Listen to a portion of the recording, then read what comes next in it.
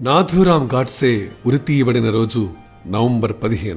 గాంధీజీని గాడ్సే ఎందుకు హత్య చేశాడో ఆయన చివరి వాంగ్మూలం అనువాదం ఇది కేవలం నాథూరాం గాడ్సే కోర్టుకు స్వయంగా స్వదస్తీరుతో ఇచ్చిన వాంగ్మూల అనువాదం మాత్రమే. నాకు కాంగ్రెస్ నాయకులతో భేదాభిప్రాయాలుండేవి, ఇప్పుడు ఉన్నాయి. ఇది నేను 28 ఫిబ్రవరి 1935న సావర్కర్కి రాసిన ఉత్తరంలో విదితమవుతుంది. నేడు కూడా నావి అవే అభిప్రాయాలు. గాంధీజీతో నాకు శత్రుత్వం లేదు. పాకిస్తాన్ ఏర్పాటు విషయంలో ఆయన మనసు స్వచ్ఛమైనదని ప్రజలంటారు. నా మనసులో దేశభక్తి తప్ప ఏమీ లేదని చెప్పగలను. విభజన తర్వాత ఏర్పడ్డ తీవ్ర భయానక పరిస్థితులు కేవలం గాంధీజీ వల్ల ఉత్పన్నమయ్యాయని నేను భావిస్తాను. హత్య చేసిన తరువాత నాపై ప్రజలకు తీవ్రమైన అభిప్రాయం ఏర్పడుతుందని తెలుసు. సమాజంలో నాకున్న గౌరవం అంతా తుడిచిపెట్టుకుపోతుంది. వార్తాపత్రికలు నన్ను దారుణంగా చిత్రీకరిస్తాయని కూడా తెలుసు. అయితే నిజాన్ని భూస్థాపితం చేసేంతగా దిగజారిపోతాయని ఊహించలేదు.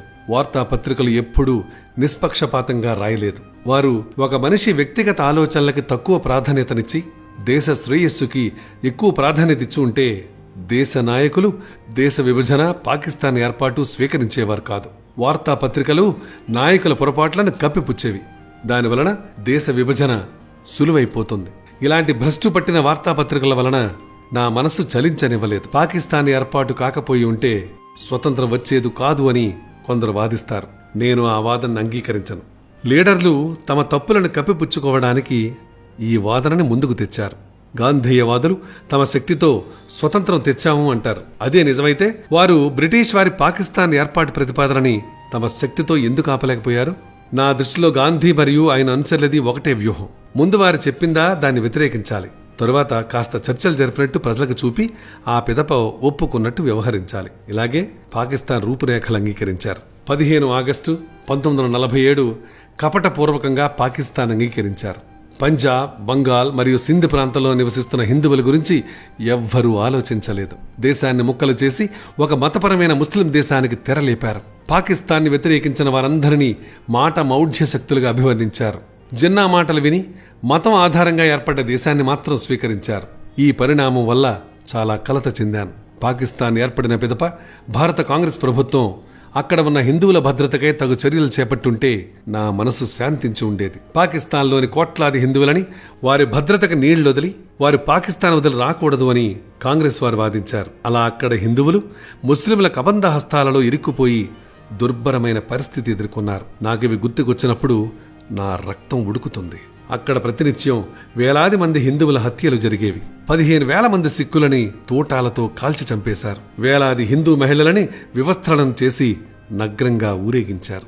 వారిని పశువులు అమ్మినట్టు సంతలు అమ్మేవారు. ఇది భరించలేని లక్షలాది హిందువులు ఆస్తులు, ఇళ్లు వదిలి మతం మానం రక్షించుకోవడానికి పారిపోవలసి వచ్చింది. వారి సంఖ్య ఎంత ఉందంటే వారు బారులు తీరి వస్తున్న గుంపు 40 కిలోమీటర్ల పొడవుంది. దీనిని నివారించడానికి భారత ప్రభుత్వం ఏ చర్యలు చేపట్టలేదు సరికదా, వచ్చే వారికి ఆకాశ మార్గం ద్వారా ఆహారం వెదచల్లటం మినహా ఏమీ చేయలేకపోయింది. ఈ అత్యాచారాలు ఆపమని భారత ప్రభుత్వం పాకిస్తాన్కి విన్నపం చేసినా, లేక మీరు అత్యాచారాలు కొనసాగిస్తే ఇక్కడ ఉన్న ముస్లింల భద్రతకి భంగం కలగవచ్చు అని బెదిరించినా ప్రయోజనం ఉండేది. ఇవేమీ భారత ప్రభుత్వం చేయలేదు. భారత ప్రభుత్వం కేవలం గాంధీజీ కొనసాగల మీదే నడిచేది. పూర్తి భిన్నమైన వైఖరితో ఉండేవారు గాంధీజీ. పాకిస్తాన్లో ఉన్న హిందువుల అత్యాచారాలపై వాస్తవాలు రాసిన పత్రికలని హిందూ ముస్లింల మధ్య భేదాలు సృష్టించే పత్రికగా ముద్ర వేసేవారు. వారిపై చట్టపరమైన అపరాధాలు నమోదు చేసేవారు. వాటిపై ప్రెస్ ఎమర్జెన్సీ యాక్ట్ అనుగుణంగా చర్యలు చేపట్టేవారు.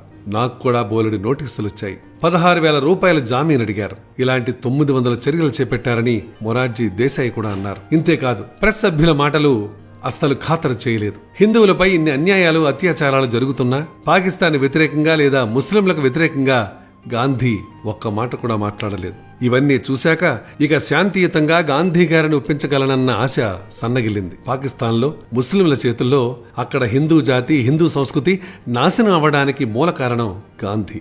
సరైన రాజకీయ చర్యలు చేపట్టి ఉంటే ఇలాంటి హిందూ సంహారం జరిగి ఉండేది కాదు. చరిత్రలో ఎన్నడూ హిందువులు ఇంతటి ఊచకోతకి గురి కాలేదు. పరిశీలించాల్సిన ముఖ్య విషయం ఏంటంటే, ముస్లింల సమస్యలని పరిష్కరించే సమయంలో గాంధీజీ హిందూ ప్రజల మనోభావాల్ని ఎన్నడూ గౌరవించలేదు. అప్పటికే అహింస అనే ముసుగులో ఎంత రక్తపాతం జరిగిందంటే చెబుతుంటే పాకిస్తాన్ పక్షాన ఏది వినడానికి భారత ప్రజలు సిద్ధంగా లేరు. ఎప్పటి వరకైతే పాకిస్తాన్లో మత అహంకార పాలన కొనసాగుతుందో అప్పటి వరకు భారత్లో అశాంతి నెలకొని ఉంటుందన్నది స్పష్టం అయిపోయింది. అయినా గాంధీ ముస్లిం లీగ్ నేతల కంటే పక్షపాత ధోరణితో పాకిస్తాన్ని వెనకేసుకుని వచ్చేవారు. ఇలాంటి పరిస్థితులలో ఆయన పూర్తిగా ముస్లిం అనుకూల హిందూ వ్యతిరేక షరతులతో ఆమరణ నిరాహార దీక్షకు దిగారు. ఆ షరతులు ఏమిటంటే పాకిస్తాన్ నుంచి తరిమి వేయబడి ఢిల్లీలో మసీదులో ఆశ్రయం పొందిన హిందువులను తక్షణం ఖాళీ చేయించడం లాంటి షరతు ఒకటి పెట్టి నిరాహార దీక్ష పేరిట బెదిరించి ప్రభుత్వాన్ని ఒప్పించారు. ఈ సంఘటన జరిగిన రోజున ఢిల్లీలో ఉన్నాను నేను. అవి చలికాలం రోజులు. భారీ వర్షం కూడా పడుతోంది. పాకిస్తాన్ నుంచి తరిమి వేయబడ్డవారు కట్టుబట్టలతో వచ్చారు. నిలువ నీడలేదు. అయినా ఆ వర్షంలో తీవ్రమైన చలిలో పసిపిల్లలతో సహా మసీదులు ఖాళీ చేయించారు. గాంధీ తన నిరాహార దీక్ష ద్వారా మంకు పట్టి పంతం నెగ్గించుకున్నాడు. వారికి మరో ఆశ్రయం చూపే ప్రయత్నం కూడా చేయలేదు. వారిలో కొందరు గాంధీ నివాసం ఉన్న విలాసవంతమైన బిర్లా హౌస్ చేరి తమకు ఆశ్రయం కల్పించామని కోరినా గాంధీ మనసు చలించలేదు. ఎంతటి కఠోరమైన వ్యక్తి మనసైనా ఇది చూస్తే మనసు కరిగిపోతుంది. ఇది కళ్ళారా చూసిన నేను తట్టుకోలేకపోయాను. నా మనసు కకావికలమైపోయింది. ఈ శరణార్థులు విలాసాల కోసం మసీదుల్లో ఉంటున్నారా? నాయకులు చేసిన తప్పిదాలకి తమ ఇల్లు వాకిలి చెట్టు పుట్ట వదిలేసి ప్రాణమానాలు దక్కించుకోవడానికి వచ్చిన వారికి ఈ దుస్థిత అనిపించింది. విభజన కారణంగా సంభవించిన ఈ వాస్తవాలపై గాంధీకి పూర్తి అవగాహన ఉంది. అదే సమయంలో అటు పాకిస్తాన్లో ఒక్క గుడి గాని ఒక్క గురుద్వార గాని సురక్షితంగా లేదు. తమ ప్రార్థనా స్థలాలని ఎలా అపవిత్రం చేశారో వచ్చిన శరణార్థులు కళ్లారా చూశారు. ఢిల్లీకి వచ్చిన శరణార్థులకి నిలవ నీడ లేనప్పుడు వ్యర్థంగా ఉన్న మసీదులలో ఉంటే తప్పేమిటి? ఈ పరిస్థితులను కల్పించింది ఎవరు? దీనికి బాధ్యులు ఎవరు? మానవతా దృక్పథంతో కూడా నిరుపయోగంగా ఉన్న మసీదులు వాడుకోకూడదు అని నిబంధనలు పెడితే గడ్డ కట్టే చలిలో చెట్ల కింద జీవనం సాగించాల్సిన అవసరం వారికెందుకు? ఎలా? మంకు పట్టి మసీదులు ఖాళీ చేయించిన గాంధీ మరో ప్రత్యామ్నాయం ఎందుకు చూపలేదు? గడ్డ కట్టే చలిలో చెట్ల కింద జీవనం సాగించాల్సిన అవసరం వారికెందుకు? పాకిస్తాన్లో ఉన్న దేవాలయాలు హిందువులకు అప్పగించాలని ఎందుకు గాంధీ కోరలేదు? దీనిని బట్టి గాంధీ అహింసావాదం ఒట్టి బూటకం అని తెలిపోయింది. తన నిరాహార దీక్ష విరమించడానికి పాకిస్తాన్లో ఉన్న హిందువుల సంరక్షణకి ఎటువంటి షరతు విధించలేదు. ఒకవేళ షరతు విధించినా అక్కడ పాకిస్తాన్లో ఉన్న ముస్లింలు ఖాతరు చేయరని, ఆయన చనిపోయినా వెంట్రుకంత బాధ కూడా వారికి ఉండదని ప్రపంచానికి తెలిసిపోయేది. గాంధీ దీక్ష జిన్నాపై ఎటువంటి ప్రభావం చూపదని ఇదివరకే అనుభవపూర్వకంగా ఆయన తెలుసుకున్నారు. ముస్లిం లీగ్ వారు ఆయన్ని లెక్క చేయరని కూడా తెలుసు. ఆఖరికి గాంధీ అస్థికలు భారత్ సహా పలు దేశాల్లోని వివిధ నదులలో కలిపిన వారి కోసం పలుమార్లు నిరాహార దీక్ష చేసి హిందువుల మెడలు వంచిన పాకిస్తాన్ మాత్రం సింధు నదిలో కలపడానికి ఎంత ప్రాధేయపడినా అంగీకరించలేదు. ఇక పాకిస్తాన్కి ఇవ్వాల్సిన 55 కోట్ల పరిహార విషయానికి వద్దాం. సర్దార్ వల్లభాయ్ పటేల్ మాటల్లోనే ఆయన ఏమన్నారో విందాం. ఏ ప్రభుత్వాన్నైనా వారి నిర్ణయం మార్చుకోమనటం చాలా కష్టం. కానీ భారత ప్రభుత్వం మాత్రం కాశ్మీర్ని కుట్రపూరితంగా ఆక్రమించినందుకు వారికి ఇవ్వాల్సిన 55 కోట్ల పరిహారం నిలిపివేసిన నిర్ణయాన్ని నిరాహార దీక్ష వలన మార్చుకోవాల్సి వచ్చింది. పాకిస్తాన్ కాశ్మీర్పై దురాక్రమణ చేసి చాలా భూభాగాన్ని ఆక్రమించినందున 55 కోట్ల పరిహారం ఆపివేయాలని ప్రభుత్వం భారత ప్రజల ప్రతినిధిగా తీసుకున్న నిర్ణయం. ఆ భూభాగం భారత ప్రజలది. ప్రభుత్వం ప్రజల కోసం పనిచేయాలి. అయితే కేవలం ఒకే ఒక వ్యక్తి దీక్ష చేస్తాను అని మంకు పట్టి బ్లాక్మెయిల్ చేసినందువలన ఆ నిర్ణయాన్ని ఉపసంహరించుకుంది.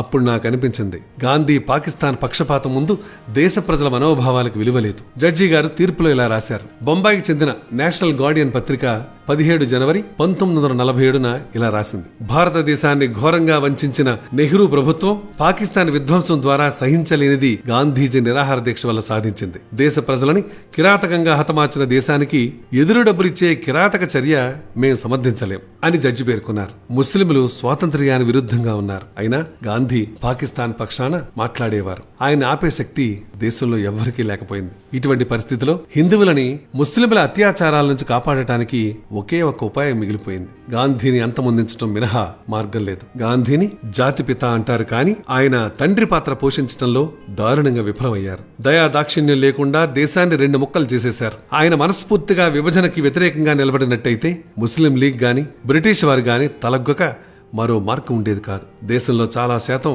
విభజనకు వ్యతిరేకమైన గాంధీ దేశాన్ని మోసం చేశారు. అలా ఆయన పాకిస్తాన్కి జన్మనిచ్చిన రాష్ట్రపిత అవుతారు గాని యుగాలుగా ఉన్న భారత్కి కాదు. ఆ విధంగా జాతిపిత అని పిలిపించుకుంటూ నా భారత్ని ముక్కలు చేసిన వ్యక్తిని హత్య చేయటం ఆ దేశ పుత్రుడిగా నా కర్తవ్యంగా భావించి గాంధీ హత్యకు పూనుకున్నాను.